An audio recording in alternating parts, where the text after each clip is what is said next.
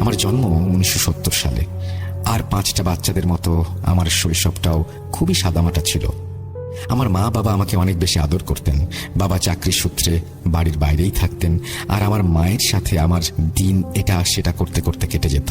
ছেলেবেলা থেকেই আমার মায়ের মুখে অদ্ভুত কথা শুনে বড় হয়েছি আমি। আমার বাবা বারবার আমার মাকে নিয়ে কোনো কথা উঠলে কেন যেন বলতেন আমার নাকি 2জন মা। ছোট ছিলাম, আমি সবকিছু বুঝতে পারতাম না। আমি ভাবতাম সবার মতোই, সবার মনে হয় 2জন মাই থাকে। কিন্তু স্কুলে আমার মা অথবা মাই মাদার রচনা লিখতে গিয়ে জানতে পারি মানুষের মা আসলে একজনই থাকে এবং মানুষ তার নামই রচনায় লেখে। কিন্তু আমার মা আমাকে আজ পর্যন্ত কোনো রচনায় নিজের নাম লিখতে দেননি। এর কারণ জানতাম না। আমি অবাক হতাম, কেননা সমস্ত বন্ধু বান্ধবীরা নিজের মায়ের নামটাই লিখত, আর আমি নিজের মায়ের নাম শুধুমাত্র আমার পরিচয়ের জন্য আইডি কার্ডে ব্যবহার করতাম। মাকে জিজ্ঞাসা করলে মা বলতেন, কাজল, তোমাকে আমি যখন বলি তোমার 2জন মা, তখন কি তোমার দ্বিতীয় মাকে দেখার ইচ্ছে হয়? তোমার বন্ধুদের একটি মা, তোমার 2জন মা, কেন তুমি সেটা জানতে চাও না? আমার মায়ের প্রশ্ন শুনে আমি বারবার জিজ্ঞাসা করলাম এমন কথা বলার পেছনে কারণ কি হয়েছে আসলে। কিন্তু আমার মা আমার মনে আমার দ্বিতীয় মাকে জানার আগ্রহ সৃষ্টি করে প্রতিবার নিশ্চুপ হয়ে বসে থাকতেন।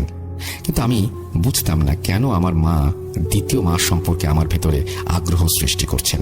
আমি বুঝেছি মা আসলে চাইতেন আমি আমার দ্বিতীয় মাকে যেন কোনোভাবেই ভুলতে না পারি। আমি আমার দ্বিতীয় মাকে দেখিনি। আমি জানতাম না তিনি দেখতে কেমন ছিলেন বা তিনি মানুষ হিসেবে কেমন ছিলেন, আর কেন বারবার আমাকে তার কথা স্মরণ করিয়ে দেয়া হয়, যে মানুষটাকে আমি কখনো নিজের চোখে দেখিনি। আমার মা আমার মনে বারবার আগ্রহের আগুন জ্বালিয়ে দেয়। 10 বছর আগের সামান্য পরিচিত চেহারাটা মনে রাখতে পারে না কেউ। সেখানে এমন একজনের কথা বারবার বলা হচ্ছে যাকে আমি কখনো দেখিনি। আমি যখন একটু বড় হলাম, আর ভালো মন্দের হিসাব করতে পারদর্শী হলাম, তখন আমার মাকে আমার দ্বিতীয় মায়ের ব্যাপার বলার জন্য অনুরোধ করি। তিনি আমাকে যখন আমার দ্বিতীয় মায়ের ব্যাপারে সব খুলে বলেন, তখন আমার মনে হচ্ছিল আমার জন্মদাত্রী মায়ের থেকেও যেন অনেক বেশি আপন আমার দ্বিতীয় মা। হ্যাঁ, আমি সজ্ঞানেই বলছি কথাটা। আপনারা ভাবেন এই ঘটনাটি আমার সাথে অর্থাৎ কাজল ত্রিবেদীর সাথে ঘটে যাওয়া একটা ঘটনা? ভুল। ঘটনাটি আমার মা পারুলের সাথে ঘটা, অর্থাৎ আমার মেয়ে মাহির নানির সাথে ঘটা। ঘটনাটির সময়কাল 1969। ঘটনাটি শুরু হয় আমার দ্বিতীয় মায়ের বিয়ের মাধ্যমেই। শুরু করছি আমার দ্বিতীয় মায়ের ঘটনা। 1967 মার্জিয়া আমার দ্বিতীয় মায়ের নাম। উনি ছিলেন তৎকালীন ভারতবর্ষের কোনো এক গ্রামের সম্ভ্রান্ত মুসলিম পরিবারের একজন অপূর্ব রূপবতী কন্যা। বয়স খুব বেশি হয়নি, কেবল 14 বছর বয়স। এখানকার সময়ে এই বয়সের গ্রামের মেয়েরা হাড়ি পাতিল নিয়ে খেলা করে, কিন্তু আমার দ্বিতীয় মা এই বয়সে বিয়ের পিঁড়িতে বসেছিলেন। এর পেছনের কারণটাও একেবারে অযৌক্তিক ছিল, সেটা বলবো না। গ্রামে তখন হাতে গোনা কয়েকটি মুসলিম পরিবার ছিল, আর সেখানে বিবাহযোগ্য পুরুষের সংখ্যাও তেমন ছিল না। আর তাই মাকে অনেকটা জোর করে বিয়ে করিয়ে দেয়া হয়। মায়ের ইচ্ছা ছিল পড়ালেখা করবেন, কিন্তু তার হয়ে উঠল না। বিয়ের দিন নিজের স্বামীকে প্রথমবারের মতো দেখেন তিনি, কেননা তার স্বামী নিজেও বিয়ের আগে তাকে কেন যেন দেখতে আসেনি। আমার মায়ের থেকে বয়সে তিনি ছিলেন অনেক বড়। ওনার বয়স ছিল আনুমানিক 35 বছরের মতো। তখনকার দিনে এসব তেমন কোনো ভাবার বিষয় ছিল না। ছেলের বয়স হতেই পারে 30-এর ওপরে। ছেলের সহায় সম্পত্তি বেশ ভালো পরিমাণেই ছিল, তাই বয়সের ব্যাপারে কথা ওঠার আগেই সম্পত্তি নিয়ে কথা উঠত।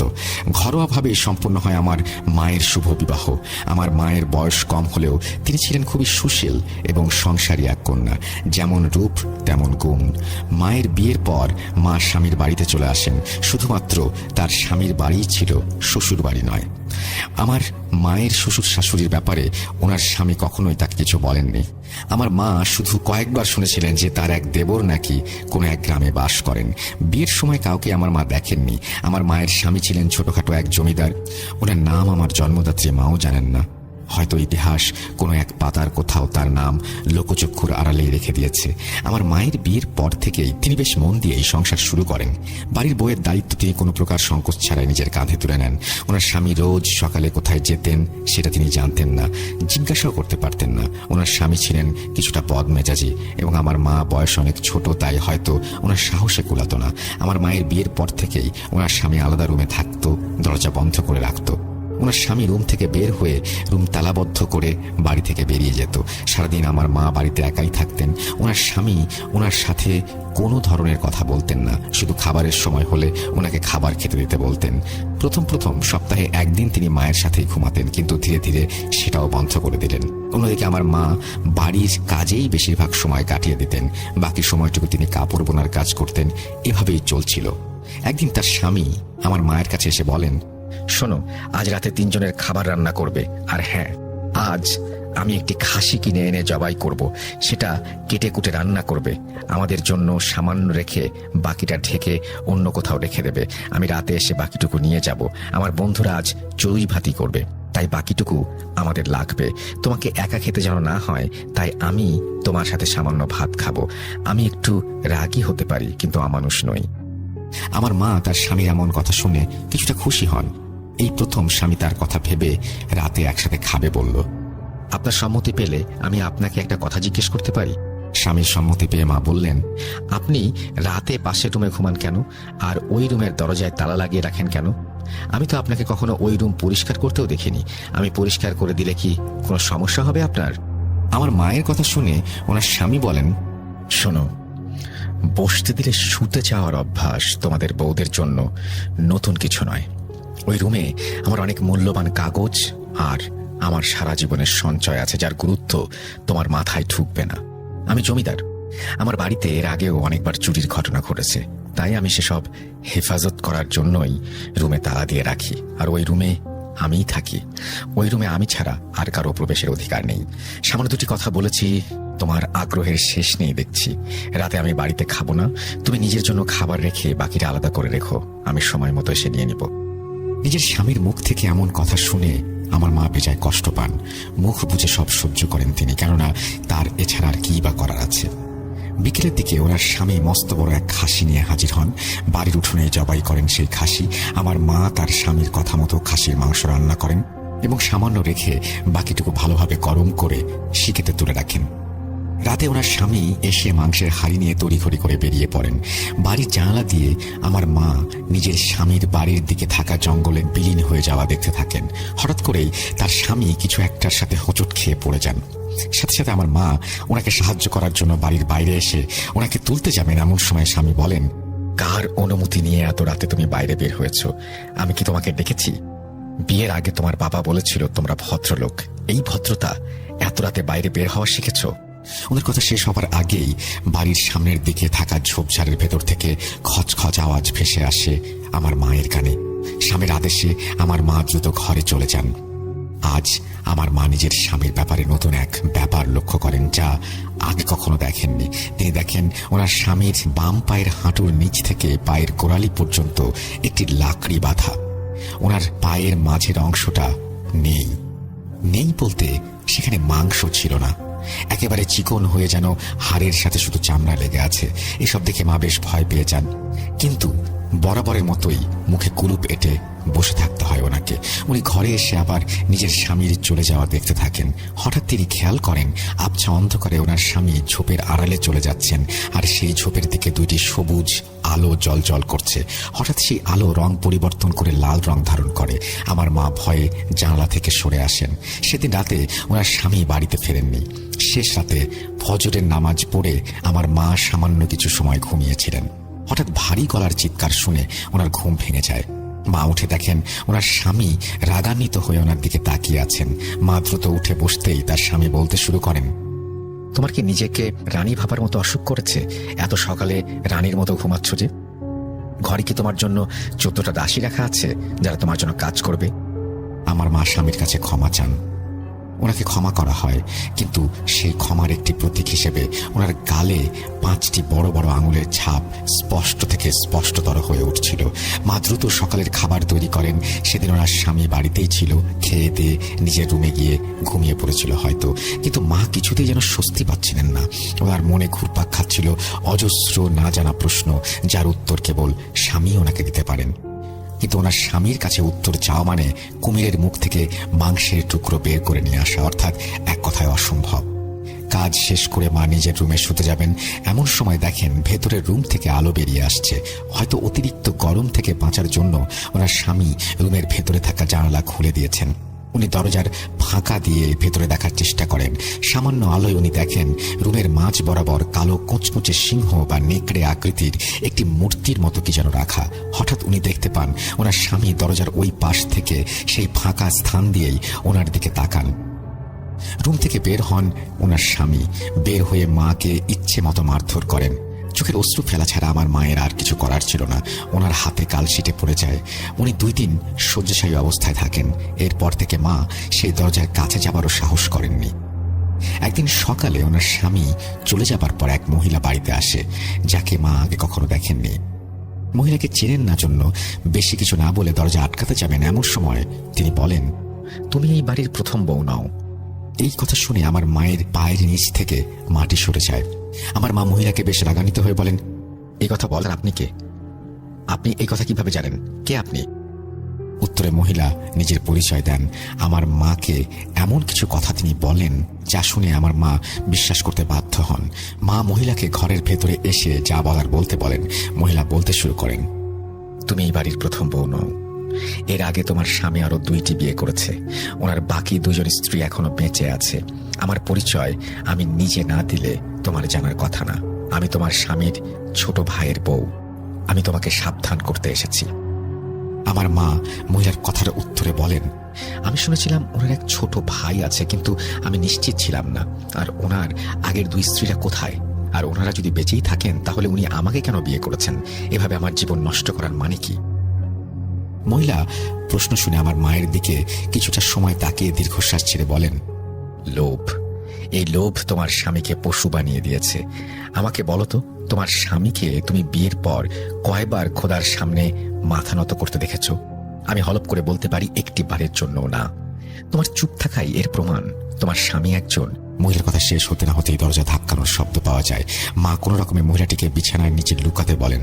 দরজা খুলতে চান তিনি। কথায় আছে, যেখানে বাঘের ভয় সেখানে শুনতে হয়। দরজা খুলে মা দেখেন ওনার স্বামী দরজায় দাঁড়ানো। দরজার সামনে থাকা মহিলার জুতা খেয়াল করেননি স্বামী। তার স্বামী নিজের রুমে চলে গেলে মা দ্রুত সেই মহিলাকে বাড়ির বাইরে পাঠিয়ে দেন। যাবার আগে তিনি বলেন, যত দ্রুত সম্ভব এই বাড়ি থেকে চলে যাও। এটা একটা শয়তানের বাড়ি, জানো? আর ওর সাথে তোমার মতো মেয়ে থাকতে পারবে না। নিজের প্রাণ বাঁচাতে চাইলে এখনই চলে যাও। মহিলার এই কথা শুনে মা কিছুই বুঝতে পারছিলেন না। অন্যদিকে প্রতিনিয়ত মনে নতুন নতুন প্রশ্নের জন্ম নিচ্ছিল। হঠাৎ একদিন রাতে মা কাপড় বোনার কাজ করছেন। এমন সময় তার স্বামী এক বৃদ্ধা মহিলাকে বাসায় নিয়ে আসেন। কোনো কথা না বলেই দ্রুত মহিলাকে নিয়ে নিজের রুমে গিয়ে দরজা বন্ধ করে দেন। মা আগ্রহ নিয়ে দরজার পাশে দাঁড়িয়ে থাকেন, কিছু শুনতে পাবেন এই আশায়। ভেতর থেকে মহিলা বলছে, সম্ভব না, তুই অন্য কোনো রাস্তা ভাব। কতবার বলেছি বাড়ির বউকে সাবধানে রাখবি, পেরেছিস? চোখাচোখি না হলে তো এই বায়না করতো না। আমি ওকে বোঝাবো, কিন্তু তুই কিছু করবি না। শুধু আমি যা বলবো সেই মতো কাজ করবি, কোনো প্রশ্ন করবি না। মা তার স্বামীকে বলতে শোনেন, কিন্তু মা। বৃদ্ধা মহিলা মায়ের স্বামীকে থামিয়ে দিয়ে বলেন, কোনো কিন্তু নেই, যা বলছি কর। আমার ছোট ছেলে আমার কথার অবাধ্য হয়েছে জন্যই আজ এই অবস্থা। এখন তুইও কি সেই পথে হাঁটবি? যা বলেছি তা জোগাড় কর, আর তোর বউয়ের ঘুমানোর অপেক্ষা কর। তোর বউ ঘুমিয়ে পড়লে আজ আমাকে ওর সাথে কথা বলতে হবে, নইলে আমি এখানে আসতাম না। তুই সময় নষ্ট করিস না, যা বললাম সময় থাকতে করে ফেল। আমি ওর সাথে কথা বলে ওকে মানিয়ে নেব। সম্পূর্ণ বাক্য শেষ না করেই দুজন চুপ হয়ে যায়। খুব ধীরে ধীরে কথা বললেও আমার মায়ের দৃঢ় মনোযোগের বলেই মা সব শুনতে পান। কথা শেষ হবার সাথে সাথেই মা পা টিপে টিপে নিজের বিছানায় গিয়ে শুয়ে পড়েন। মা বুঝতে পারেন এই মহিলা নিশ্চিত তার শাশুড়ি, কিন্তু তিনি থাকেন কোথায় আর এসব উল্টাপাল্টা কথা কেন বলছেন? আমার মা চোখ বন্ধ করে এসব ভাবছেন। এমন সময় তার স্বামী বের হয়ে তাকে বলেন, খেয়েছ? আচ্ছা শোনো, না খেলে খেয়ে এসো আর আলো নিভিয়ে শুয়ে পড়ো। সারাদিন অনেক কাজ করতে হয়, আরাম করে ঘুমাও। এই কথা বলে স্বামী চলে যান এবং তিনি জানান তিনি ঘুমাবেন, কেউ যেন তাকে বিরক্ত না করে। মা এসব নিয়ে ভাবতে ভাবতেই ঘুমিয়ে পড়েন। সকালে ঘুম থেকে উঠে মা রীতিমতো চমকে যান। ওনার স্বামী এক অপরিচিত অল্প বয়সী মহিলাকে বাড়ি নিয়ে আসছেন। বাড়িতে এসে মাকে বলেন এই মহিলা নাকি তার মামাতো বোন। তার মামা মামি নাকি অনেক আগেই মারা গিয়েছেন। মহিলার স্বামী কিছুদিন আগে মারা যাওয়ার মহিলার যাওয়ার কোনো জায়গা নেই আপাতত। মহিলা তাই কিছুদিন এখানেই থাকবেন। তিনি অন্তঃসত্ত্বা, তার স্বামী ওনার যত্নের কোনো ত্রুটি করতে নিষেধ করেন। আমার মা এবারে এসব দেখে মুখ খোলেন। একটা মানুষ ভয় পেতে পেতে আর কত সহ্য করতে পারে। মা বলেন, আপনার পরিবারে কে কে আছে বলুন। আমাকে আপনি আপনার ব্যাপারে কোন কথাটা বলেছেন? আমি আপনার স্ত্রী, কিন্তু আমি আপনাকে চিনি না, জানি না, আপনার সম্পর্কে কিছুই জানি না। আজ আপনি চুপ থাকতে পারবেন না, উত্তর দিন। আজ মায়ের কথা শুনে তার স্বামী রাগ করছেন না। তিনি বললেন, আমি যা করেছি তোমার ভালোর জন্যই করেছি, তোমার ভুলের জন্য আমাকে সব করতে হচ্ছে। আমাকে আমার কাজ করতে দাও, আর কোনো প্রশ্ন করবে না। উত্তর পাবে না জেনেও প্রশ্ন করার কি মানে আছে? এবারেও মাকে চুপ থাকতে হলো। নিজের স্বামীর কথার কাছে এবারেও তার হার স্বীকার করতে হলো। এদিকে মায়ের বিয়ের 2 বছর পার হয়ে যাচ্ছে। সেদিন রাতে খাওয়া দাওয়া শেষ করে মায়ের স্বামী তার বোনকে নিজের রুমে রেখে মায়ের সাথে এসে ঘুমিয়ে যান। সকালে তিনি বের হয়ে যাবার পর সেই অন্তঃসত্ত্বা মহিলার সাথে মায়ের কথা হয়। মা ওনাকে নিজের পরিচয় দিতে বলেন, কিন্তু মহিলা বারবার মায়ের প্রশ্ন এড়িয়ে যান। মহিলার চেহারাতে কেমন যেন ভয়ের ছাপ। মায়ের অনেক জোরাজুরিতে মহিলা বলতে শুরু করেন, দিদি, আমার নাম পারুল। আমার স্বামী 2 মাস আগে মারা গিয়েছেন। আমার অবস্থা খুবই খারাপ। পেটে বাচ্চা নিয়ে 2 বেলা 2 মুঠো খেতে পারি না। রাস্তায় রাস্তায় ঘুরি। আপনার স্বামীর সাথে আমার কয়েকদিন আগে রাস্তায় দেখা হয়। তিনি আমাকে বেশ কিছু টাকা দিয়ে বলেন ওনার বাড়িতে ওনার ঘর পরিষ্কার করার কাজ করে দিতে হবে। কিন্তু দিদি, এই অবস্থায় আমি কিভাবে কাজ করব? আমার 9 মাস চলছে। আমাকে তিনি বলেন সন্তান হবার পর থেকেই কাজ শুরু করতে। এর আগে আমাকে নিজের বাড়িতেই থাকতে বলেন, আর কি কি কাজ করতে হবে তা আপনাকে দেখে শিখতে বলেন। আমি খুশি মনেই আমার সন্তানের মুখ চেয়ে রাজি হই দিদি। কিন্তু কাল রাতে ওই রুমে আমি ঘুমাতে পারিনি। রাতে বারবার 2টি সবুজ আর লাল চোখ আমার সামনে ঘুরঘুর করছিল। ভয়ে চিৎকার দেবার ক্ষমতাও হারিয়ে ফেলেছিলাম দিদি। আপনার স্বামী আমাকে এসব বলতে মানা করেছেন, কিন্তু দিদি আমার খুব ভয় করছে। আমি কি করব বুঝতে পারছি না। এই শুনে মা এবারে নড়ে চড়ে বসেন। তিনি এর শেষ দেখার প্রতিজ্ঞা করেন। দুপুরে রান্না বাদ দিয়েই তিনি পাশের গ্রামে নিজের স্বামীর ভাইয়ের বউয়ের সাথে দেখা করেন। যাবার আগে পারুলকে ভালোভাবে দরজা বন্ধ করে দিতে বলেন। সেখানে গিয়ে তার দেবরের দেখা পান। তার দেবর তাকে জানান, আমাদের পরিবার কখনোই তেমন ধনী ছিল না। ছাপোষা মানুষ আমরা। নুন আনতে পান্তা ফুরোয় অবস্থা। আমার ভাইয়ের মধ্যে লোভ নামক বস্তু ছিল, যার সব হয়েছে আমার মায়ের জন্য। একদিন আমার ভাই কোথা থেকে যেন একটি বই সংগ্রহ করে। এরপর থেকে শুরু হয়। এর আগে 2টি বিয়ে করেছে। 2 বউয়ের সন্তানদের দান করে দিয়েছে। দ্বিতীয় বউ তার সন্তানকে দান করার ব্যাপারটা টের পেয়ে যায়। তাই দান করতে বিলম্ব হওয়াতে পিশাচরূপী শয়তান কোনোভাবে তার পায়ের মাংসে কামড় বসিয়েছে। এরপর থেকে পায়ের অবস্থা তো আপনি জানেনই। এসব করেই এত টাকা পয়সার মালিক হয়েছে সে। এখন সে পিশাচ সাধনা করে। ভাইয়ের সব কর্মকাণ্ড লোকমুখে কুসংস্কারের মতো ছড়ায়। সেই সাথে অনেকবার বিয়ে করতে চেয়েও পারেনি। তোমার খোঁজ পেয়ে তাই দ্রুত তোমাকে বিয়ে করে। কিন্তু তোমার বয়স 18 না হলে তোমার সন্তান উৎসর্গের কোনো যোগ্য হবে না। তুমি সাবধানে থেকো। বাকি 2 বউয়ের মধ্যে প্রথম জন পাগল হয়ে গেছে, আর দ্বিতীয় জন কোথায় কেউ জানে না। প্রতি 2 বছর পর পর বাচ্চা দান করতে হয়। এবছর কি করবে তাই নিয়ে হয়তো ভাবছে। মা এসব শুনে বলেন, ভাই, এবার আর ভয় পেলে চলবে না, কেননা এসব শুধু আমার জীবনের প্রশ্ন নয়। আমাকে সব জানানোর জন্য ধন্যবাদ। আসি। মা তার স্বামীর ভাইয়ের কথা বিশ্বাস করেন, কেননা তার স্বামীর আচরণ এসবের সত্যতা প্রমাণ করে। বিকেলে বাড়ি ফিরে এসে পারুলকে সব জানান। পারুল এবং মা বুঝতে পারেন পারুলকে কেন এখানে আনা হয়েছে। কথা শেষে 2 রাকাত নফল নামাজ পড়ে তিনি হাতুড়ি দিয়ে নিজের হাতে রুমের দরজা সজোরে আঘাত করে ভেঙে ফেলেন। রুমে প্রবেশ করে মা দেখেন নেকড়ের মতো একটি মূর্তি রুমের মাঝখানে রাখা, আর বিভিন্ন স্থানে নকশা করা। নেকড়ে মূর্তির চোখ 2টি সবুজ হয়ে আছে। মাকে দেখার সাথে সাথে সেই চোখ লাল হয়ে যায়। মা নিজের স্বামীর আসার অপেক্ষা করতে থাকেন। সন্ধ্যায় তার স্বামী এসে সব দেখে বাকরুদ্ধ হয়ে যায়। তিনি বারবার পারুলকে বাইরে নিয়ে যেতে চাচ্ছেন। একবার সফল হন, কিন্তু মা তার পিছু নেন, আর হাতুড়ির আঘাতে নিজের স্বামীর পায়ে লাগানো কাঠের লাকড়িটি ভেঙে দেন। সাথে সাথে তার স্বামী মাটিতে পড়ে যান। দোহাই তোমার, একে ভেতরে নিয়ে যেও না। আমি তো মরবই, সাথে তুমিও বাঁচবে না। অনেক বড় ভুল করতে যাচ্ছ তুমি। আমার কথা শোনো। মা বলেন, আপনি আপনার পিশাচ পূজা করেন। আমি আপনার ভাইয়ের কাছ থেকে সব শুনেছি। ওই সবুজ চোখ আমি চিনে নিয়েছি। আপনি পারুল আর ওর পেটের বাচ্চার জন্য এই সমস্ত কিছু করছেন, তাই না? একথা শুনে স্বামী বলেন, হ্যাঁ, আমি পিশাচ পূজা করি। এই পিশাচই আমাকে ধন সম্পত্তি দিয়েছে, আর সে আমার সাথেই থাকে। সেদিন রাতে তোমাকে দেখে ফেলেছিল। তারপর থেকে তোমার গর্ভের সন্তানের দিকে লোভ, কিন্তু তোমার বয়স কম, তুমি আমাকে সন্তান দিতে পারবে না। মা পারুলকে নিয়ে ঘরের ভেতরে চলে আসেন। রাত হতে না হতেই ঘরের আশেপাশে মায়ের স্বামীর আত্মচিৎকারে বাতাস ভারী হয়ে ওঠে এবং সে সাথে অনেক পশুর গর্জন। গভীর রাতে জন্ম হয় কাজলের। হ্যাঁ, সেই কাজলের, যার দুজন মা, পারুল এবং মার্জিয়া। মার্জিয়া মায়ের হাতেই জন্ম হয় আমার জন্মের পর আমার মা জ্ঞান হারান। জ্ঞান ফিরে এলে তিনি দেখেন সকাল হয়ে গেছে। মার্জিয়া মা বাড়ির সদর দরজার সামনে রক্তাক্ত অবস্থায় বসে আছেন, আর তার হাতে সে হাতুড়ি। মার্জিয়া মায়ের কোলে ছিলাম আমি। আমার মা মার্জিয়া মাকে দেখে ভাবেন তিনি হয়তো বেঁচে নেই, কিন্তু মার্জিয়া মা বলেন, পারুল, আমি পিশাচকে আঘাত করেছি কিন্তু মারতে পারিনি। এই মূর্তি ভেঙে ফেলতে চেয়েছিলাম, কিন্তু আমার স্বামী মারা যাওয়ার আগে আমাকে বলেছে পিশাচ এই মূর্তির দাস, এটা ভেঙে ফেললে সে মুক্ত হয়ে যাবে। সারা রাত ভেবেছি, ভেবে ভেবে সিদ্ধান্ত নিয়েছি এই মূর্তির দায়িত্ব আজ থেকে আমার। আমি এটা নিয়ে দূরে কোথাও চলে যাব। ওই সামনে দেখো একটা গভীর কুয়া, সেখানেই পিশাচ আমার স্বামীকে নিয়ে গিয়েছিল। তার সাদা পাঞ্জাবি রক্তে ভেজা। আমি এই পিশাচকে আর কারো ক্ষতি করতে দেব না। মার্জিয়া মা আমার জন্মদাত্রী মায়ের হাতে চিঠি দিয়ে তাকে সেখান থেকে পাঠিয়ে দেন। মা সেই চিঠি নিয়ে মার্জিয়া মায়ের বলা ঠিকানায় গিয়ে দেখেন এটা মার্জিয়া মায়ের বাবার দোকান। চিঠিতে কি লেখা ছিল তা আমার মা কখনো জানতে চাননি, কিন্তু এরপর থেকে আমি নিজের নানু হিসেবে যাকে চিনেছি তিনি আসলে আমার আপন নানু ছিলেন না, তিনি মার্জিয়া মায়ের বাবা। আমার বাবাও আমার জন্মদাতা পিতা নন। আমার নানু অর্থাৎ মার্জিয়া মায়ের বাবা আমার মায়ের বিয়ে দেন। মার্জিয়া মা নিজের পুরো পরিবারটাই আমাদেরকে দিয়ে দিয়েছেন। তিনি কোথায় আছেন, বেঁচে আছেন কিনা আমি জানি না, আমি তাকে কখনো দেখিনি, কিন্তু আজ আমি বেঁচে আছি শুধুমাত্র তার জন্যই। আমার মা তো কিছুদিন আগে মারাই গিয়েছেন, কিন্তু তিনিও যতদিন বেঁচে ছিলেন তার কারণ ছিল মার্জিয়া। এখন আমাকে কেউ যদি জিজ্ঞেস করে, আমি বলি আমার মা দুজন, একজন আমার জন্মদাত্রী মা আর একজন আমার জীবনদাত্রী মার্জিয়া মা। আমি কাজল। এই ছিল আমার দ্বিতীয় মায়ের ঘটনা।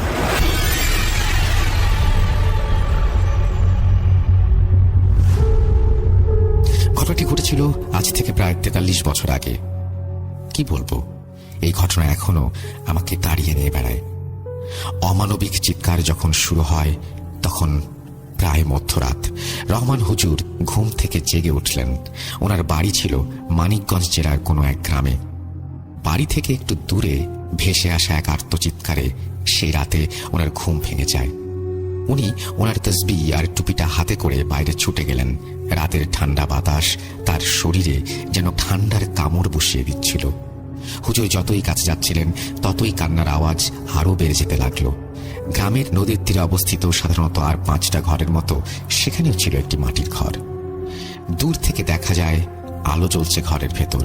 টিনের চালের ফাঁক ফোঁকর ভেদ করে মোমবাতির তীব্র আলো ঠিকরে বের হচ্ছিল। হুজুর একটু সামনে এগোলেন।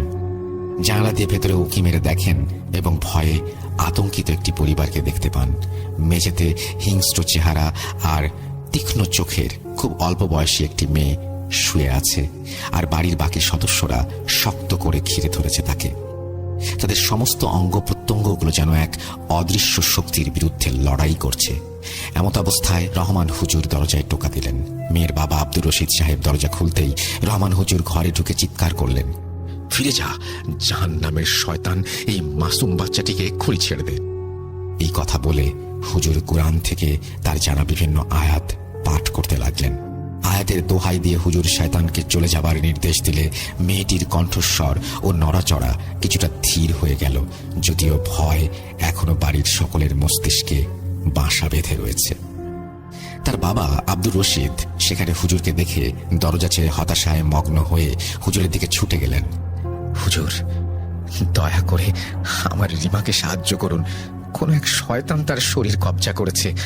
আমরা জানি না কি করব, আমরা এই অবস্থায় কি করব কিচ্ছু বুঝতে পারছি না। সে অনুনয় করে। হুজুর শান্তভাবে মাথা নাড়লেন আর রিমাকে ঘরের ভেতরে নিয়ে গিয়ে পরিষ্কার পোশাক পরিয়ে অজু করিয়ে পবিত্র করে রাখলেন। এও বললেন যে কোন জালিম এই মাসুম বাচ্চাটিকে কষ্ট দিচ্ছে, আমি দেখব।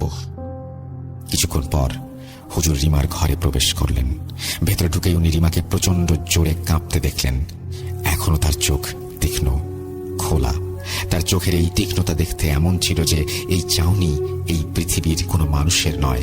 তার মুখ বন্ধ, তবুও তার চোয়াল থেকে কেমন যেন গমগমে একটা আওয়াজ বের হচ্ছে। হঠাৎ অস্বাভাবিক চিৎকার দিয়ে সে বলল, পাঠানো হয়েছে। উপস্থিত তার পরিবারের সকলের মেরুদণ্ডের নিচে কাঁপুনি দিয়ে উঠল।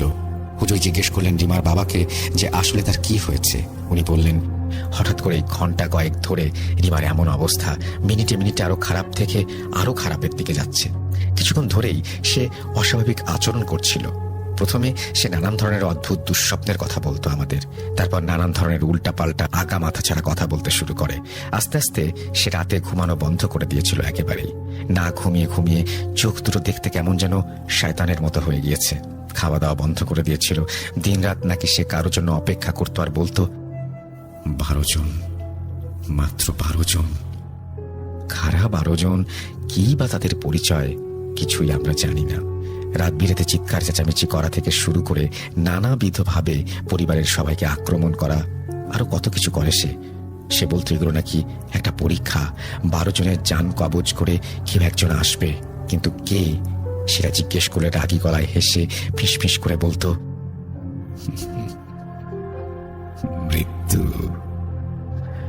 হুজুর, আমার মনে হয় কোন শয়তান তাকে বশ করেছে, আপনি ওকে বাঁচান। ও আমার খুবই আদরের মেয়ে, বাঁচান মেয়েটাকে হুজুর, চাপা গলায় বললেন রশিদ সাহেব। হুজুর রশিদ সাহেবের কাঁধে আশ্বাস দিয়ে হাত রাখলেন আর রিমার মাথার কাছে ঘেঁষে বসলেন। হুজুর রিমার চুলে আলতো করে হাত বুলিয়ে দিলেন আর বললেন, মাথা ঠান্ডা করো মা, কোনো ভয় বা কোনো প্রকার ক্ষতি নেই। রিমার আগে গজগজ করতে করতে বলল, হুজুর এখন তোর কাছে আসবে।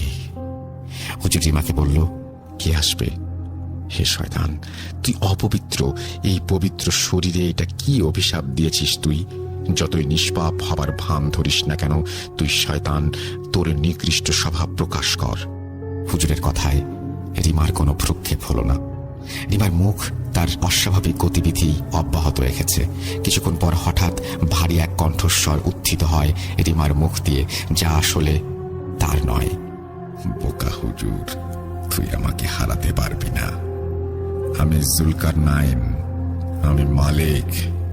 আজ রাতে এই মেয়েটিকে আমার ইচ্ছে মতো কষ্ট দিয়ে মারব। হুজুর কুরআনের আয়াত উচ্চারণ করে শয়তানকে সাবধান করে বললেন যে তার খেলা এখানেই শেষ। উনি মেয়েটির শরীর ছেড়ে দিতে বললেন শয়তানকে, অন্যথায় আল্লাহর আয়াতের ক্রোধের মুখোমুখি হবার জন্য প্রস্তুত হতে বললেন। হুজুরের সতর্ক বার্তা শুনে শয়তান ঠাট্টা করে হেসে উঠল। খুব ভালো। এই কথা বলে শয়তান জানালো সে আপাতত চলে যাবে, তবে সকলকে জেনে রাখতে বলল যে সে দাবি করছে যে তার মুনিব শয়তানের জন্য এই গ্রামের 12টি আত্মাকে তুলে নিয়ে যাবে। হুজুর যেন পারলে তাদের সবাইকে বাঁচিয়ে দেন। এই কথা বলার সাথে সাথেই রিমার শরীর হিংস্রভাবে কাঁপতে শুরু করে এবং আস্তে আস্তে স্থির হয়ে যায়। জ্ঞান ফিরলে রিমার আচরণ পরীক্ষা করে হুজুর স্বস্তির নিঃশ্বাস ফেললেন আর জানালেন যে রিমা এখন স্বাভাবিক অবস্থায় আছে। রিমা আবার ঘুমিয়ে গেল। রশিদ সাহেব তার ঘুমন্ত মেয়েকে কৃতজ্ঞ চিত্তে কোলে তুলে নিয়ে হুজুরকে ধন্যবাদ জানালেন। আল্লাহ তাআলার রহমতে রিমা এখন শান্তিতে আছে। কিন্তু এই দুষ্টু জুলকারনাইন সে কে এবং কি বা তার অন্ধকার ভবিষ্যৎবাণী?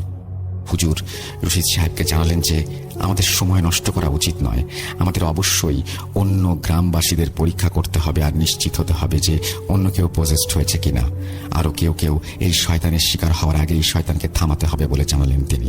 উনি বুঝতে পারছিলেন যে এটা কোনো সাধারণ পজিশন কেস নয়, বরং এটি একটি সম্মিলিত ষড়যন্ত্র, একটা অশুভ ষড়যন্ত্রের আভাস পাচ্ছিলেন রহমান হুজুর। পরের দিন সকালে হুজুর রশিদ সাহেবকে নিয়ে বের হন। গ্রামের কোনো মানুষের মধ্যে উদ্ভট কোনো আচরণ দেখা গেছে কিনা সেই পরীক্ষা তিনি করছিলেন। রিমার মতো কেউ হুমকি পেয়েছে কিনা বা কোনো দুঃস্বপ্ন দেখেছে কিনা জানতে শুরু করলেন। এছাড়াও গ্রামে কেউ হারিয়ে গেছে কিনা সে বিষয়টিও দেখতে লাগলেন। গ্রামের এক গরিব পরিবার, গেরস্ত বাড়ি, মাঝবয়সী হাশেম মিয়ার বাড়ি। খুব ছোট একটা পারিবারিক খামার ছিল তাদের। ওনাদের পরিবারের খামারে পৌঁছে হুজুর তাদের দেখতে পান 18 বছরের ছেলে মাসুদ খুঁড়িয়ে খুঁড়িয়ে কাজ করছে।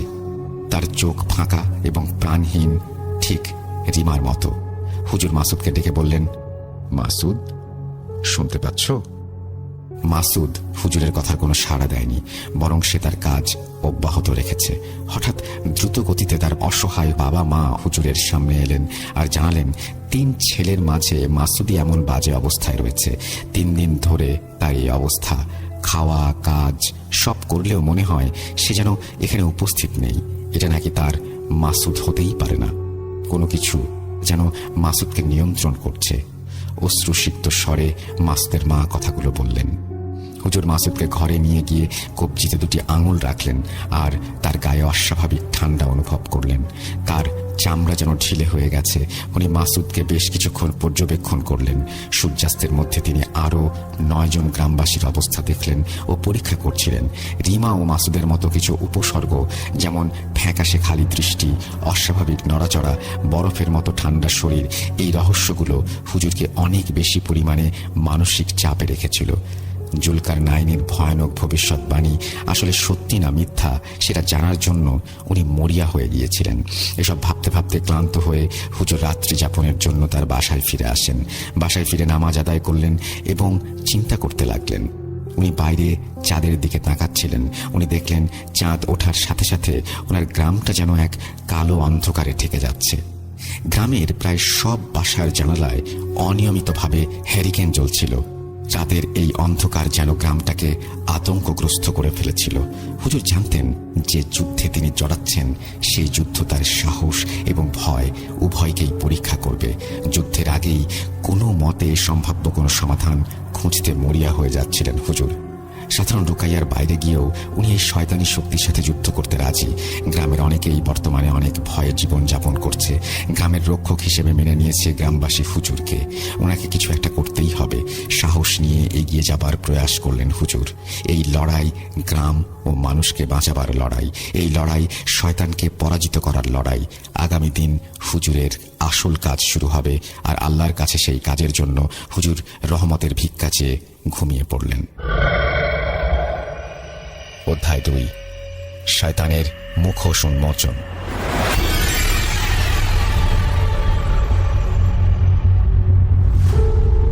সেদিন গ্রামের ওপর আবার রাত নামলো, আর সাথে রাত নামলো আব্দুর রশিদ সাহেবের পরিবারের ওপর। আব্দুর রশিদ সাহেবের মেজ ছেলে অর্থাৎ আমি সেদিন রাতে হুজুরের বাসায় উপস্থিত হই রিমার জন্য। রিমাকে আবার শয়তান বন্দী করেছে। রিমার বাড়িতে যেন কবরস্থানের নীরবতা। হুজুরকে দেখে আব্দুর রশিদ সাহেব তাকে ভেতরে নিয়ে স্বাগত জানালেন। উনি জানালেন রিমা সুস্থ নেই, শয়তান এবার আরো শক্তিশালী হয়ে ফিরেছে। হুজুরের কাছে নিজের মেয়ের জীবন বাঁচাবার জন্য চেষ্টা করার প্রবল আশা ব্যক্ত করলেন রশিদ সাহেব। তিনি অনেক অনুনয় বিনয় করে হুজুরকে কথাগুলো বলছিলেন। হুজুর ইনশাল্লাহ বলে রিমার ঘরে গিয়ে দেখলেন আবছা বাতির আলোয় রিমা মেঝেতে কাতরাচ্ছে। তার ঠোঁট যেন ফেটে চৌচির হয়ে গেছে। মুখ দিয়ে ফেনা বের হচ্ছে, আর অস্বাভাবিক শব্দ তার গলা দিয়ে বের হচ্ছে। রিমা হুজুরের দিকে চোখ ফিরিয়ে তাকালে হুজুর নিজেকে স্থির করে আয়াত পড়তে লাগলেন। যেই আয়াতে আল্লাহর নাম ধ্বনিত হলো বাতাসে। হ্যারিকেনের শিখা এখনো রিমার ঝাঁকুনিতে চেহারাকে হুজুরের সামনে প্রশমিত করছে। একটি বিদ্রুপের হাসি দিয়ে রিমা বলল, আপনি কি আমাকে এই তুচ্ছ মনে করেছেন? ভাবছেন আপনার এই দোয়া আমাকে আটকাতে পারবে? হুজুর বললেন, চুপ কর। এরপর হুজুর জুলকার নাইনকে তার ক্ষমতা ও ক্ষমতার উৎস প্রকাশ করতে বললেন। শয়তান জানালো যে সে তার ক্ষমতা প্রকাশ করলে এই মেয়ের কষ্ট হুজুর দেখতে পারবে কিনা।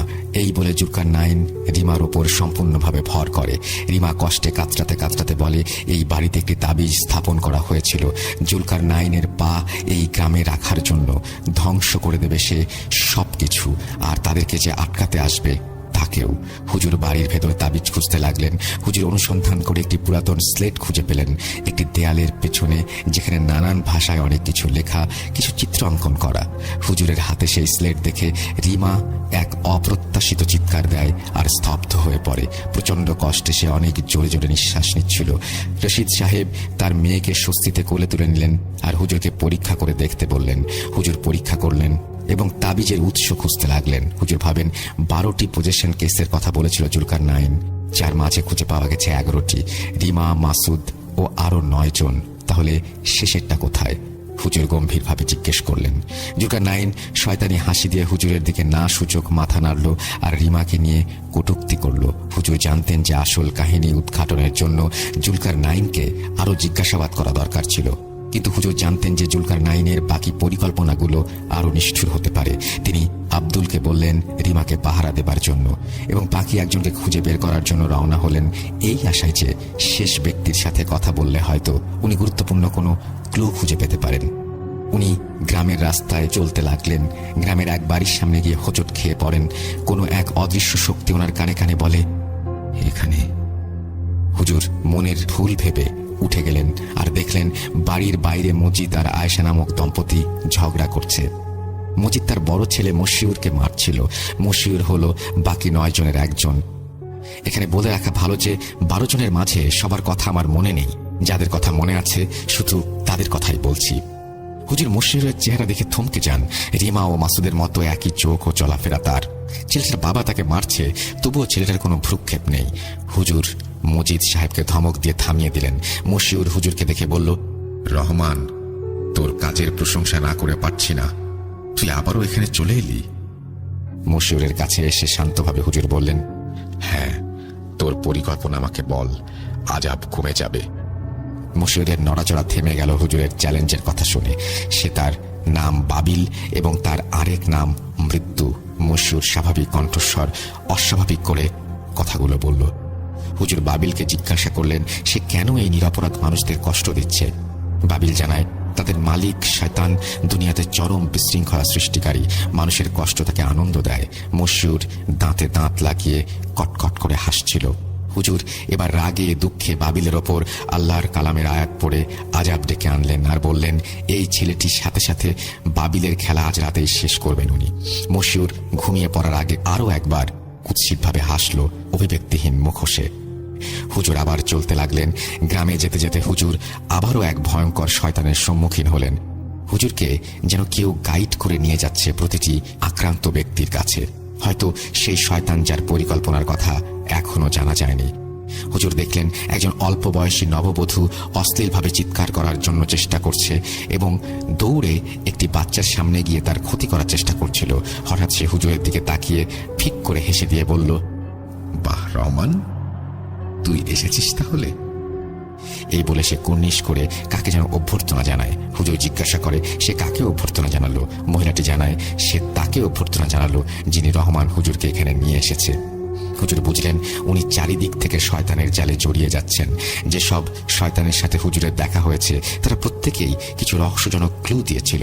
প্রতিটি মানুষের ভেতর গিয়ে তারা যখন মানুষকে দুর্বল করছে তখন তাদের মাস্টারও নাকি আরো শক্তিশালী হয়ে উঠছে।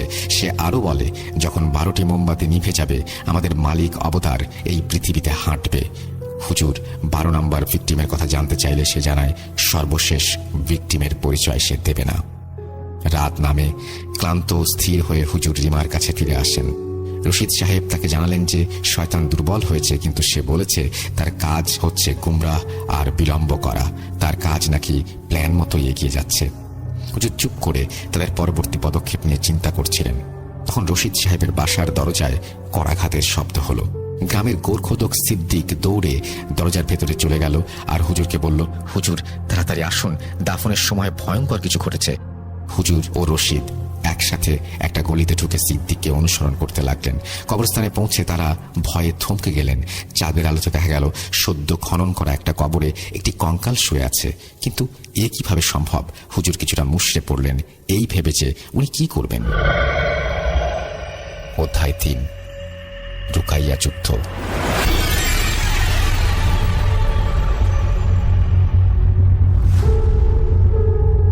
লাশ পচা দুর্গন্ধ হুজুরের নাকে এসে ঢুকে গেল। ভয়ঙ্কর মাটি এমনভাবে দুপাশে সরে যাচ্ছিল যেন বড় কোনো কীট তার ভেতর থেকে বের হয়ে আসবে এখনই। হঠাৎ এক অপরিচিত লোক কোথা থেকে যেন দৌড়ে এসে সেই কবরে শুয়ে পড়ে। সেই ব্যক্তিটি কবরে থাকা কঙ্কালের হাত ধরে টেনে বের করে আনলো। হাড়গুলি খুলে খুলে পড়ছিল কঙ্কালের শরীর থেকে। ক্ষুধার্তের মতো সেই লোক হুজুরের দিকে তাকিয়েছিল শয়তানি চেহারায়। অপরিচিত লোকটি কঙ্কালটি দেখিয়ে বলল, সুন্দর না? আমি এই কঙ্কালের শরীরে প্রবেশ করে আপনাদের মাঝে চলতে চাই আরেকবার। লোকটার কণ্ঠটা কেমন যেন। হুজুর আল্লাহর নাম নিয়ে শয়তানের ভুল ধরিয়ে দিয়ে বললেন, মৃত ব্যক্তি এই দুনিয়াতে আর কখনো হাঁটতে পারে না। এই বলে হুজুর শয়তানকে সেই অপরিচিত ব্যক্তিটিকে মুক্ত করে দিতে বললেন। মৃতদেহটি মাথা কুঁচকে যাচ্ছিল আর ঘাড়গুলো ভয়ঙ্করভাবে ফেটে যাচ্ছিল এবং সে বলল, আমি জুনাস। এই ব্যক্তি একটি অপবিত্র কালো জাদু করে আমাকে ডেকেছিল আর আমি তার ডাক মঞ্জুর করেছি। হুজুর চিৎকার দিয়ে বললেন, মিথ্যুক শয়তান কোন জীবন্ত ব্যক্তি এমন ভয়াবহতা কামনা করে না। এই মৃত কঙ্কাল ও এই ব্যক্তিকে ছেড়ে দে। খুব ভালো। জুনাস যাবার আগে বলে যায় যে এত রাতে আরো বেশি খারাপ পরিস্থিতির সম্মুখীন হতে হবে তাকে শীঘ্রই। হুজুর বুঝলেন উনি আরো একজন শয়তানের হাত থেকে আরো একজনকে মুক্ত করলেন। এরপর হুজুর রশিদ সাহেবকে দিয়ে সেই অপরিচিত ব্যক্তিটিকে তার বাড়িতে পাঠিয়ে দিলেন। এরপর ক্লান্ত ও স্থির হয়ে হুজুর বিশ্রামের জন্য বাড়ি ফিরে এলেন আর ভাবছিলেন কি করা যায়। উনি জানেন যে আস্তে আস্তে প্রতিটি নতুন রাত নতুন সব আতঙ্ক নিয়ে উপস্থিত হচ্ছে সবার মাঝে। উনি বাইরে তাকালেন, আকাশে চাঁদ উঠেছে। চাঁদের ফ্যাকাশে আলোতে হুজুর তার ঘরের দরজায় নখের আচর অনুভব করলেন। উনি উঠে গিয়ে দরজা খুলে দেখেন গ্রামের মধ্যবয়স্ক যুবক বাঁধন তার দরজার সামনে দুই হাত বুকের কাছে নিয়ে কুঁজো হয়ে দাঁড়িয়ে আছে। তার চোখ সম্পূর্ণ খোলা। আমাকে ভেতরে ঢুকতে দে। তার মুখ খুবই বিদঘুটে, গলার আওয়াজগুলো কেমন ভাবে যেন বের হচ্ছিল। হুজুর কিছুটা বিচলিত হয়ে জিজ্ঞেস করলেন সে কি চায়। বাঁধন জানায় সে এখন হুজুরের সঙ্গ চায়। এই কথা শুনে হুজুর ভয়ে পিছু হটেন আর টেবিল থেকে পড়া পানি ছিটিয়ে দিলেন বাঁধনের ওপর। পানি গায়ে লাগার পর হুজুর তাকে ধাক্কা দিয়ে দরজার বাইরে বের করে দেন আর দরজা বন্ধ করে দেন। দরজার বাইরে থেকে হিংস্র প্রাণীর গর্জন ভেসে আসছিল। দরজার তালা দিয়ে হুজুর বিচলিতভাবে আল্লাহর কাছে সাহায্য চাইলেন। বহু কষ্টে ওই রাতটা তিনি পার করলেন। ফজরের আজান দিলে উনি নামাজ পড়লেন আর ভাবলেন সত্যিকারের যুদ্ধ আস্তে আস্তে শুরু হতে যাচ্ছে। সূর্যের আলো ফোটার সাথে সাথে হুজুর ঘর থেকে বেরিয়ে পজেস্ট কেসের ভিকটিমদের বাড়িতে বাড়িতে উপস্থিত হলেন এই আশায় যে নতুন কোনো ক্লু পাওয়া যাবে। কিন্তু কেউ তাকে কোনো তথ্য দিতে পারল না। সবার একই কথা, সেই সময় যা হয়েছিল কিছু তাদের মনে নেই। তাদের এমন মনে হয়েছে যে তারা গভীর ঘুমে আছে। এরপর হুজুর গতরাতে ওনার বাসায় আসা বাঁধনের বাড়িতে উপস্থিত হন। উনি দেখলেন বাঁধনকে ঘরের ভেতরে আটকে রাখা হয়েছে আর তাকে আটকে রেখে তার পরিবারের লোকজন সবাই কাঁদছে। বাঁধন হুজুরকে দেখে জিজ্ঞাসা করে কাল রাতে হুজুরের কেমন ভয় লেগেছিল। হুজুর বাঁধনের ঘরে ঢুকে বাঁধনের রুকাইয়া করে বাঁধনকে সুস্থ করে দেন। হুজুরের মনে হলো শয়তানগুলো যেন নিজ ইচ্ছায় সবার দেহ ত্যাগ করে চলে যাচ্ছে। কিন্তু কেন? ওদের আসল প্ল্যান কি কোনোভাবেই তিনি ধরতে পারছিলেন না। হুজুর নিজ মনে হেঁটে বাড়ি ফিরছিলেন। এমন সময়ে একটি বাড়ির জানলা থেকে কেউ একজন মেয়েলি কণ্ঠে হুজুরকে ফিসফিস করে বলে, রহমান, এদিকে আয়। মেয়েটিকে হুজুর চিনতে পারলেন, তার নাম সালমা। হুজুর সালমার চোখে রিমার মতো রং লক্ষ্য করলেন আর সালমার বাড়িতে গেলেন। সালমার বাড়িতে যাওয়ার পর সালমার পরিবার জানায় যে সালমা কিছুদিন যাবৎ উদ্ভট কিছু আচরণ করছে। হুজুর সালমার আচরণের কথা শুনে বুঝতে পারলেন সালমাও সেইম রিমার মতো অবস্থা বরণ করে নিয়েছে। হুজুর সালমার ভেতরে ভয়ানক লক্ষণ পর্যবেক্ষণ করেন। সালমা চিৎকার দেয় এবং হুজুরকে মারতে আসে। সালমার পরিবার ভয়ে রুমের এক পাশে গিয়ে আশ্রয় নেয়। হুজুর শয়তানকে আল্লাহর নামে তার পরিচয় প্রকাশ করতে বলে। সালমা মেঝেতে পড়ে যায়, হাত পা শক্ত হয়ে যায় আর নানান দিকে বেঁকে যায়। চোখের সামনে সাদা হয়ে যায় সবকিছু। ঠোঁট একটি বিশ্রী হাসিতে পরিপূর্ণ। হুজুর কড়া ভাষায় বললেন, তোর খেলা এখানেই শেষ। এই বলে হুজুর আবারও রুকাইয়ার আয়াত পড়া শুরু করলেন সেই শয়তানকে মেয়েটির শরীর থেকে ছাড়িয়ে দেবার জন্য। শয়তান হাসি দিলে হুজুর আয়াত পড়েন আর চিৎকার করে বলেন, মেয়েটিকে ছেড়ে দে, নয়তো আল্লাহর গজবের সম্মুখীন হতে হবে তোকে।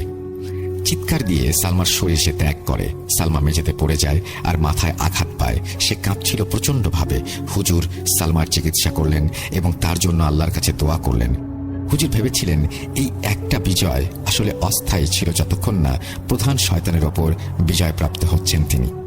সেদিন সন্ধ্যায় দিনের আলো প্রায় নিভু নিভু। এমন সময় হুজুরের মনে হলো নানান রকমের ছায়া তার আশেপাশে ঘোরাফেরা করছে। সূর্যাস্তের পর রাস্তা এবং মাঠের মধ্য দিয়ে উদ্দেশ্যহীনভাবে হুজুর হাঁটছিলেন ও ছায়ামূর্তিগুলোর গতিবিধি বোঝার চেষ্টা করছিলেন। হাঁটতে হাঁটতে নদীর পাড়ে চলে আসলেন হুজুর। একজন যুবককে দেখতে পেলেন যে হাতে একটি কুড়াল নিয়ে বাতাসে দোলাচ্ছিল এবং বন্য জন্তুর মতো গর্জন করছিল। হুজুরকে দেখে সে বলল, কি রহমান, এখনো খুঁজে যাচ্ছিস তুই? আল্লাহর কালামের পবিত্র আয়াত উচ্চারণ করে হুজুর বললেন, এই ছেলের ভেতর যে শয়তান আছে উনি তার সাথে কথা বলতে চান। হুজুরের কথা শুনে যুবকের অস্বাভাবিক নড়াচড়া থেমে গেল, আর তার চোখ দুটো চকচক করতে লাগলো লালচে অন্ধকারে। আমি জাহাঁ আকা, ঝগড়ার রাজা। আমার মাধ্যমে এই গ্রামের পুরাতন অভিশাপ আবার পুনর্জন্ম নেবে। আবারও এক আগামাথা ছাড়াই কথা শুনে হুজুর বিরক্ত হয়ে গেলেন এবং তার কনিষ্ঠ আঙ্গুল চেপে ধরে আল্লাহর কালামের মাধ্যমে শয়তানকে যুবকের দেহ ত্যাগ করে চলে যেতে বললেন। শয়তান যুবকের মুখ দিয়ে একটি বিদঘুটে হাসি দিয়ে যুবকের শরীর ত্যাগ করে। যুবকটি মাটিতে পড়ে অজ্ঞান হয়ে যাওয়ার আগে কেঁপে উঠছিল, আর তার কুড়াল তার হাত থেকে পড়ে যাচ্ছিল।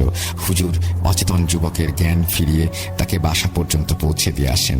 হুজুর ভাবতে থাকেন যে গ্রামের পুরাতন অভিশাপ পুনর্জন্ম নেবে, এটি কোন ধরনের ধাঁধা হলেও এর উত্তর কি আল্লাহ জানে।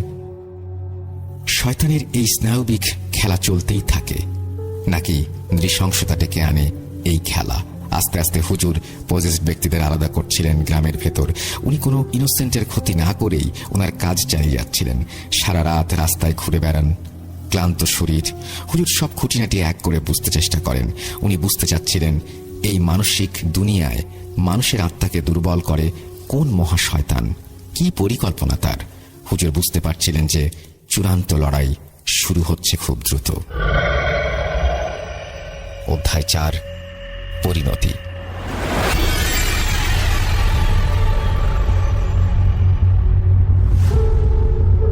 পরদিন সকালে সূর্য ওঠার সাথে সাথে হুজুর জানতেন সময় আস্তে আস্তে কমে আসছে। শুধুমাত্র রহস্যজনক 12 নম্বর ঘটনাটি আইডেন্টিফাই করা বাকি ছিল। সেদিন রাতে রশিদ সাহেব ও বাকি কিছু গ্রামবাসীদের সাথে যোগ দেন তিনি এবং একটি জরুরি মিটিং ডাকেন। উনি বলেন, ভাই, 12 জনকে পজেস করার মাধ্যমে কোনো এক নিকৃষ্ট শয়তান এই গ্রামটিকে নরক বানিয়ে রেখেছে এবং নরক বানানোর পরিকল্পনা এখনো অব্যাহত রয়েছে।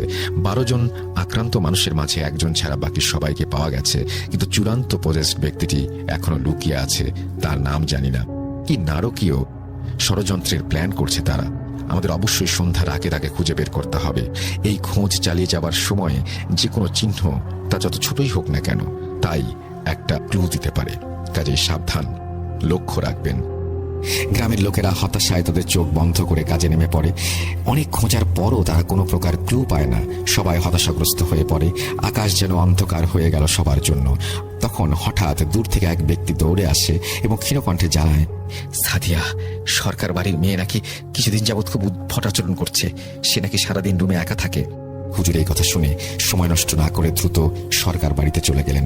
সরকার বাড়ির কর্তা মঈন সরকারকে হুজুর এতদিনের সব ঘটনা গুছিয়ে বর্ণনা করতে বললেন, আর রিমার সিমটমগুলোও বললেন। মঈন সরকার জানান এরকম সিমটম তার মেয়ের মাঝেও রয়েছে। হুজুর যেন তার মেয়েকে সাহায্য করেন আবেদন জানান মঈন সাহেব। মঈন সাহেব হুজুরকে নিয়ে সাদিয়ার রুমে প্রবেশ করেন। মধ্যবয়সী সাদিয়া নিঃশব্দে একটা দুর্গন্ধযুক্ত মরা ইঁদুরের দিকে তাকিয়েছিল। হুজুরের মনে এক ভয়ানক অনুভূতির সৃষ্টি হয়। হুজুর সাদিয়াকে জিজ্ঞেস করলেন যে সে হুজুরের কথা শুনতে পাচ্ছে কিনা। হঠাৎ তার মাথা হুজুরের দিকে ঘুরালো। ফ্যাকাশে চোখ দিয়ে পানি ঝরছিল। চেহারার বাম পাশে ঘন কালো কিসের একটা দাগ। সাদিয়া বলল, বাহ বাহ বাহ, রহমান, শেষ পর্যন্ত আমাকে খুঁজে বের করেই ছাড়লি। যাই হোক, ভুল করছিস আমাকে খুঁজে। তোর প্রশ্ন হবে আমার নাম কি, কেন এসেছি, তাই তো? তবে শোন, আমার নাম কামিরা। তোর সর্বনাশের মালিক আমি।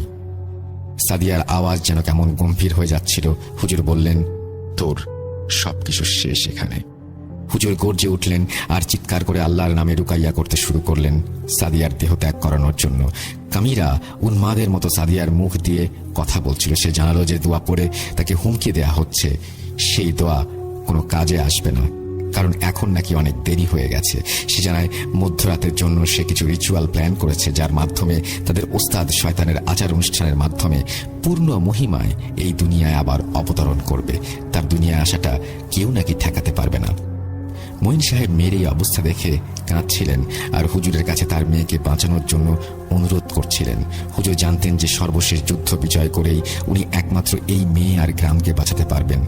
ঘরের মাঝে চাঁদের আলো প্রবেশ করছে, এমন সময় হুজুর সাদিয়ার মুখোমুখি হন। উনি সুর করে কোরআনের বিভিন্ন আয়াত পড়তে থাকেন, যা শুনে সাদিয়া মাটিতে লুটিয়ে পড়ে এবং তার মুখ দিয়ে ফেনা বেরিয়ে যায়। উপস্থিত সবাই আল্লাহর নাম নিচ্ছিল। সাদিয়া উঠে বসে, চোখ দুটিতে যেন বিদ্যুৎ চমকাচ্ছে। চাঁদের আলোয় তার ছায়া মাটিতে পড়ে। ইয়া আল্লাহ, কিসের ছায়া এটি? শিংযুক্ত জন্তুর মুখ ছায়ায় স্পষ্ট দেখা যাচ্ছে। সাদিয়া চিৎকার করে ওঠে আর কামিরা তার নিজের রূপে ফিরে আসে। তাবিজ এবং আয়াতকে অস্ত্র বানিয়ে হুজুর কামিরার সাথে রহস্যময় যুদ্ধে যুক্ত হলেন।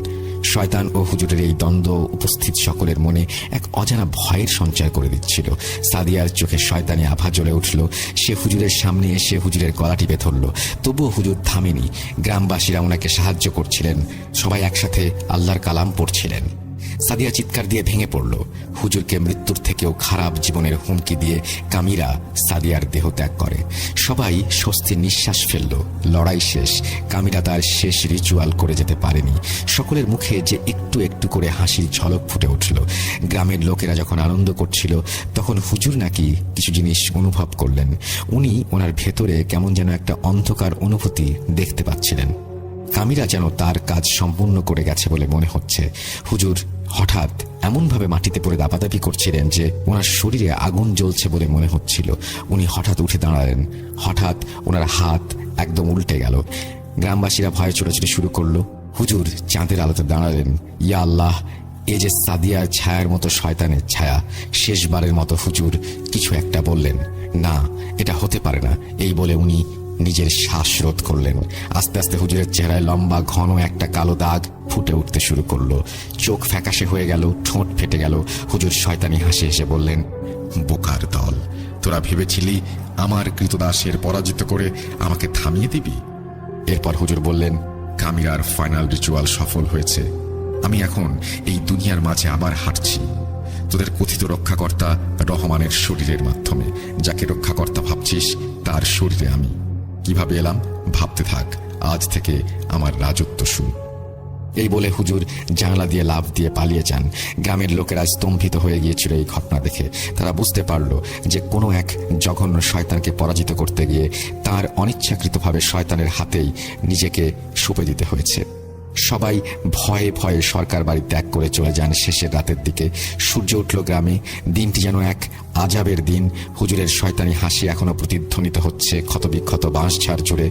জানি না এই ঘটনা নতুন কোনো ঘটনার সূত্রপাত করেছিল কিনা বা এরপর কিছু হয়েছিল কিনা, তাও জানা হয়নি।